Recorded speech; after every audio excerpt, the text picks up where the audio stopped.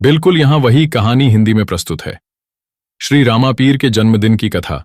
प्राचीन समय में मारवाड़, आज का राजस्थान के राजा अजमल एक महान और वीर राजा थे।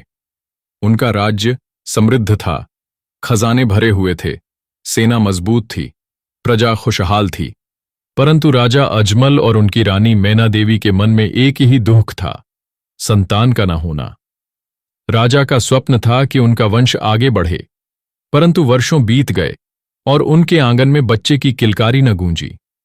राजा और रानी इस दुख को मिटाने के लिए अनेक व्रत करते रहे, बड़े बड़े मंदिरों में पूजा की, आर्षि मुनियों से आशीर्वाद लिया, लेकिन कोई भी प्रार्थना सफल न हुई। अंततः एक दिन एक संत महात्मा राजा के दरबार में आए। राजा अजमल फोल्डेड हैंड्स से बोले, भगवान ने मुझे सब कुछ दिया है, पर मेरे आंगन में संतान नहीं है, मेरा जीवन अधूरा है, कृपा कर आशीर्वाद दीजिए। आर्षि मुस्कुराए और बोले, राजन, दुख मत करो, शीघ्र ही तुम्हारे घर में ऐसा पुत्र जन्म लेगा जो केवल तुम्हारा नहीं होगा, बल्कि पूरी मानवता का होगा। वह बालक धर्म, प्रेम और सत्य का संदेश लेकर अवतरित होगा। रामापीर का दिव्य जन्म कुछ समय बाद, भाद्रपद मास की द्वादशी भादवा बारस के दिन, राजा अजमल के महल में एक दिव्य बालक का जन्म हुआ।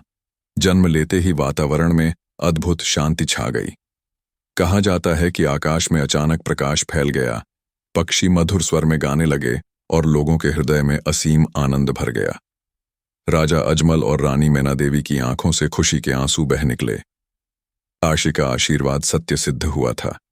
इस दिव्य बालक को सब रामदेव कहने लगे, जो आगे चलकर श्री रामापीर के नाम से प्रसिद्ध हुए। बाल्यकाल की लीलाएं। रामापीर बचपन से ही अन्य बच्चों से भिन्न थे।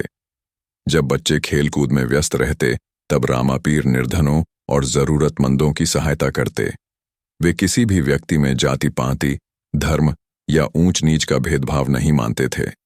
उनकी वाणी में सदा एक ही संदेश गूंजता, सभी मनुष्य समान हैं, किसी को बड़ा या छोटा मत समझो, सच्चाई और प्रेम ही सच्चा धर्म है।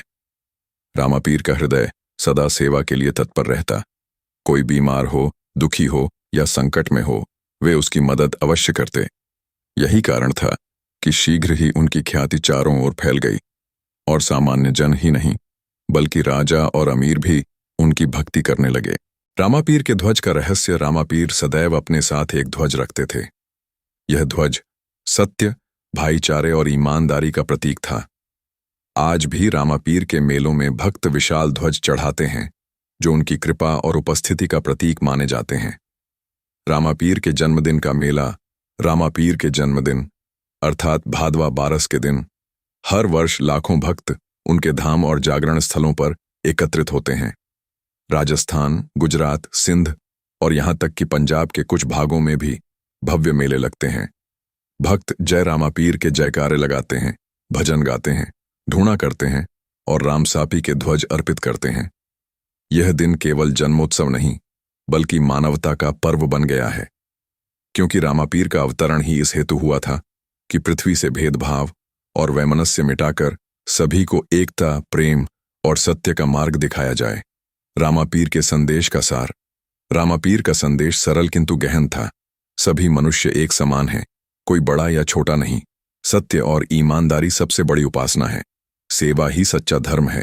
धरती पर घृणा से अधिक प्रेम के बीज बो। कथा का समापन।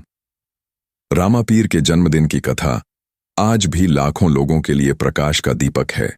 उनका जन्म केवल राजा अजमल के परिवार के लिए खुशी नहीं था, बल्कि समस्त मानव जाति के लिए आशीर्वाद था। आज भी जब भादवा बारस आती है, तो लोगों के हृदय में रामापीर की स्मृति के साथ प्रेम, सत्य और मानवता के दीप प्रज्वलित हो उठते हैं। जय रामापीर।